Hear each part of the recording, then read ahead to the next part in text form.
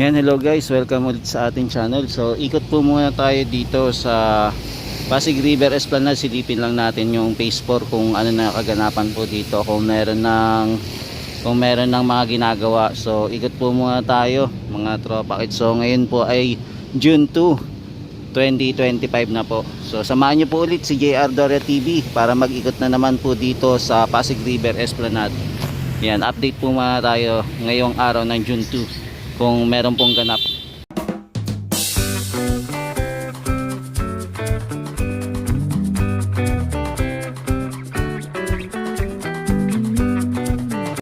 Yan, syempre guys, hindi mawala po sa atin yung mga lumulutang pa rin na mga basura dito sa Pasig River Esplanade, no? Ayan, so hoping bago bumaba po ang ating Pangulo, magawan po ito ng paraan, no? Ayan, so political will na lang kung sakaling bababa na po yung susunod na Pangulo. Sana ano talaga, magkaroon talaga ng ordinance o batas na dito sa Ilog Pasig, lalo na yung mga hindi natin malaman kung sino-sino yung mga tao nagtatapon talaga ng basura dito sa Ilog Pasig. And sana magkaroon ng batas na ipagbawal na po talaga yung mga mamamayan natin na titira po talaga sa malapit po sa Ilog Pasig. Ayan, so kung sakaling matapos po talaga tong Ilog Pasig buong Manila, doon sa Laguna Dibay, malaking tulong po ito para mabawasan din po talaga yung mga squatter po na nasa gilid po ng Pasig River Esplanade. Ayan, so siguro ito muna unahin talaga nila yung ating esplanade. Ayan, para makatulong ng malaki sa ekonomiya. Tapos susunod na din po siguro etong Ilog Pasig para lubusan na po malinis. Ayan, so mapapansin pa rin natin po yung palutang-lutang na mga basura. Yan, so nandito pa rin po tayo sa Plaza Yochenko. Kung mapapansin natin etong pailaw dito sa Jones Bridge, hindi pa po na-open. So check natin kung i-open po mamaya. Tapos ayan, makikita din po natin yung Manila Central Post Office. Tapos ito na po yung ating Pasig River Esplanade Phase 4. So tara, lapitan na natin. Yan, nandito na tayo malapit po sa LRT1 train tracks po, kung saan gagawin po yung Pasig River Esplanade Phase 4. So nandito po tayo sa taas ng MacArthur Bridge. So silipin lang natin yung ganap dito, kung ano na status ng gagawing Esplanade Phase 4. So silip-silip lang po muna tayo.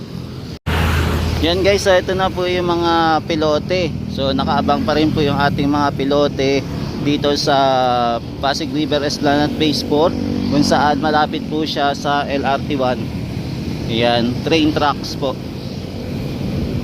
So waiting pa rin po. So wala pa rin pong gumagawa dito. So nag-aabang pa rin tayo sa magiging ganap dito sa area. So etong ating mga steel beam nandito na rin po para maging framework para sa pagbabaon po ng pilote. So nandito na po. Tapos maging yung mga crane natin nandito na rin po. So dalawang crane na po yung nandito sa kabila po, sa tawid po ng ating MacArthur Bridge, malapit po sa LRT1. Yan, train track. So nandito na po sila nakaabang.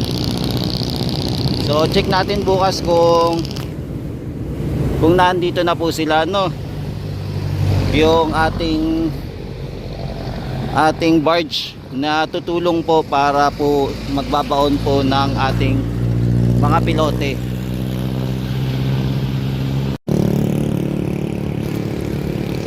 Yan, so mapapansin po natin meron na pong dalawang crane na nandito po sa Phase 4 po, malapit po sa LRT1. Yan, so nakaabang na po sila at naka-assemble na rin tong dalawang crane na to. Yan, di ko lang alam kung ano yung crane na gagamitin, kung gagamitin din ba yung crane dito sa kabila, dito po kung gagamitin din, at saka dito din gagamitin. So baka siguro mag double time na sila magbaon po ng pilote. Yan, so abangan natin yung pagbabaon nila ng pilote. Baka sabay po siguro magbabaon sila, kaya dalawang crane meron po dito. So abangan natin mga tropa.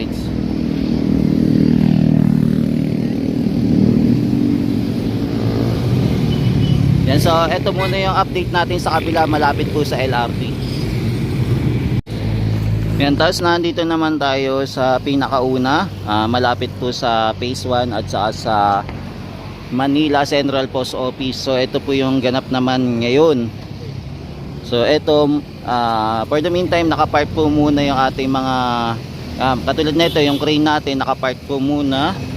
Tapos yung ating naman pong ayan, yung esplanade po na ginagawa, etong boardwalk. So for the meantime, nakaano po muna, no, wala pong masyadong wala pong nagtatrabaho. So abangan po natin yung kung kailan po magsisimula yung pagtatrabaho dito.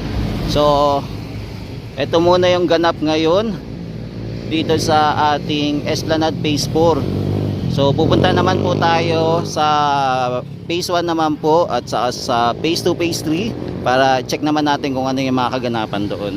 So for the meantime, ito po muna yung latest update natin dito sa Pasig River Esplanade 4. So abangan po natin kung ano po yung mga ibang kaganapan pa na mangyayari dito. So balik-balik na lang po tayo.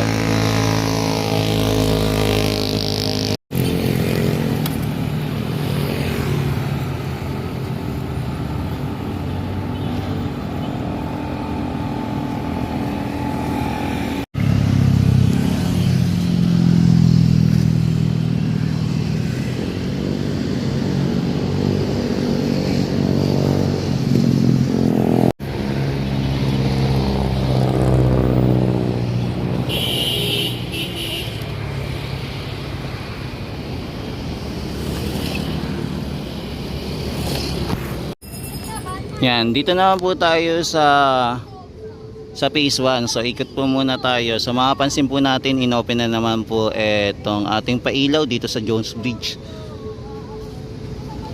Yan, parang umaalon po yung Jones Bridge, no, sa Apex. Parang umaalon po siya. Kaya lang parang nakakahilo eh. Yan, so ikot-ikot muna tayo dito sa phase 1. Then namaya tambay na panoorin naman po ito natin itong light show naman dito sa Jones Bridge. Yan yung mga baluster po dito at saka yung mga lamppost po. Yan, napinturahan na din po. Yan, napinturahan na siya.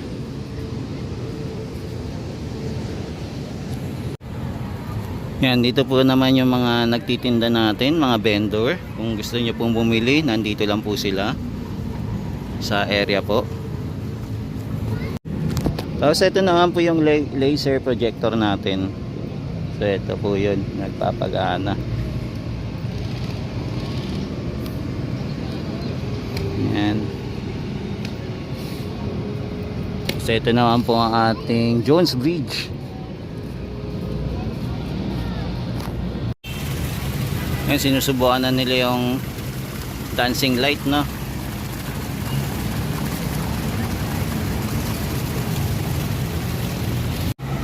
Yan, dito naman ongoing pa rin yung ating pagpipintura dito sa baluster po. Yan, so inaayos pa rin ni na kuya. So nagpipintura pa rin po sila. Yan, so ongoing renovation dito sa Pasig River Esplanade Phase 1. Yan, tuloy-tuloy pa rin po yung testing nila dito sa mga ilaw. Yan, may nag-aayos ata. Ayun, no.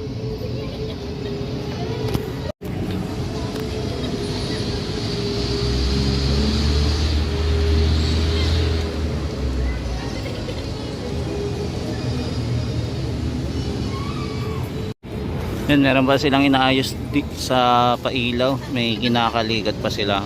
Siguro meron pang nagkakaproblema. Kaya inaayos pa nila.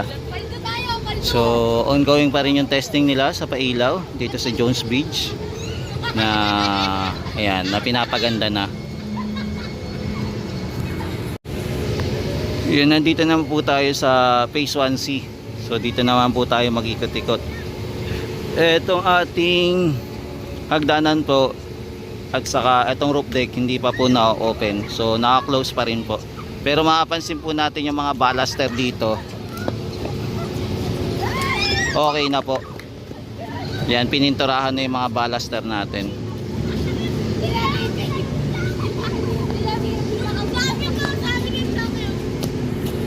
Tapos yung control room pa rin, ongoing pa rin po yung pag-aayos. Yan, ang ganda ng control room nila. So ongoing pa rin yung pag-aayos nila.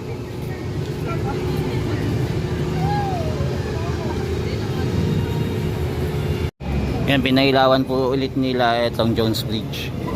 Yan, binaksan po ulit nila. Tapos meron din pong laser na gumagana.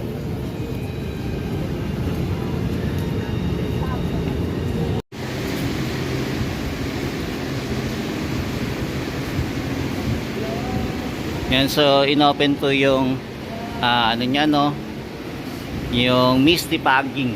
So ito yung itsura.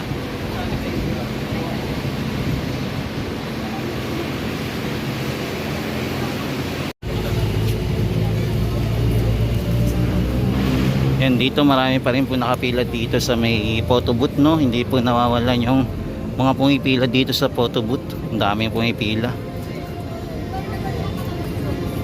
Yan, lakad-lakad lang tayo. Yan, open na po pala ito, no, yung snack. Ayun to, Brew Point snack menu. So open na rin po pala dito. Nag-open na siya. Yan, sa mga gusto kumain dito, kain lang po sa Brew Point. Yan, so nag-open na po sila. Tapos inayos na din po nila yung lugar nila dito. Tapos meron na din po silang kitchen. Ayan.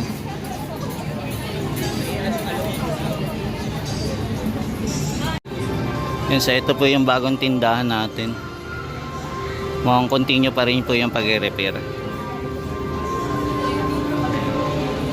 Yung ating fountain po pinatay po muna dahil na rin po sa may ginagawa po dito. So ito po inaayos, pinapakinis po itong lugar dito. Yan, pinapaganda na po. Yan, sinesemento ni kuya para finishing. Yan, pinifinishing niya. So pinapakinis na po.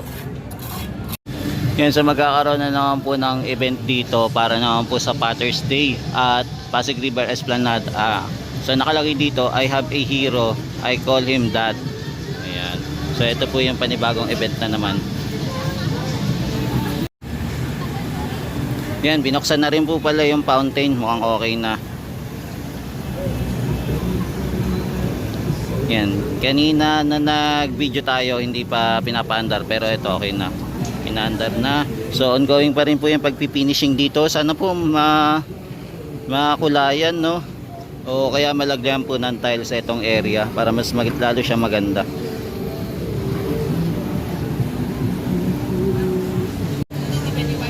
Yan, kompleto na din po yung LED light sa kabila.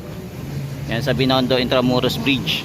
Mukhang wala pa naman pong nagtatanggal ng ilaw.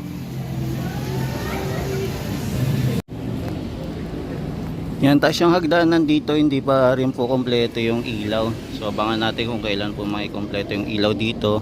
At saka hindi pa rin po siya nakukulayan.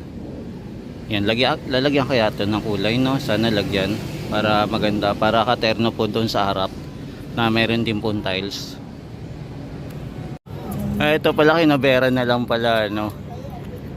Yan, so ito yung tsura nya.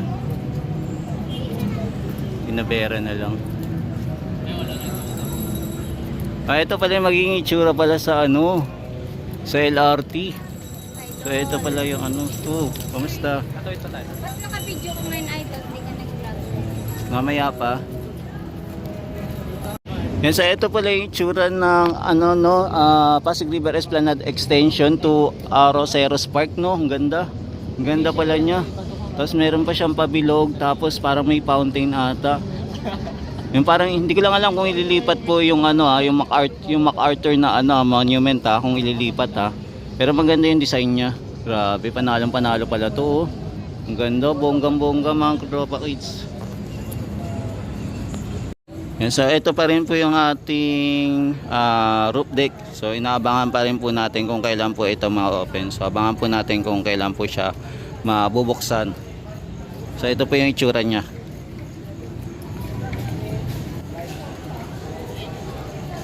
Roof deck or view deck po.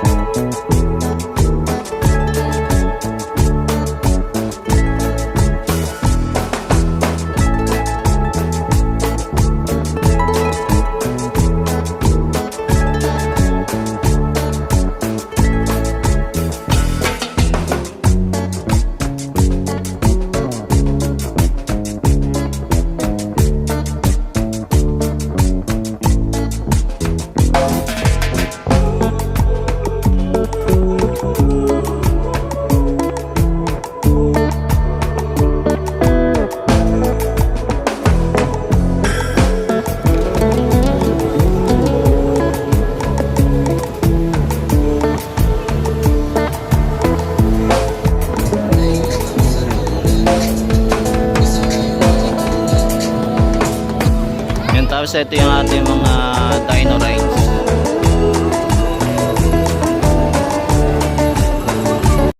Yan, ito muna yung latest update natin guys dito sa Pasig River Esplanade simula po phase 4, phase 1, phase 2 hanggang phase 3. Phase 3 po. Yan, maraming salamat po. Ito po ulit si JR Doria TV, nag-update po lagi dito every night po sa Pasig River Esplanade. Yan, God bless po. Mahalin natin ang Pilipinas. Thank you po.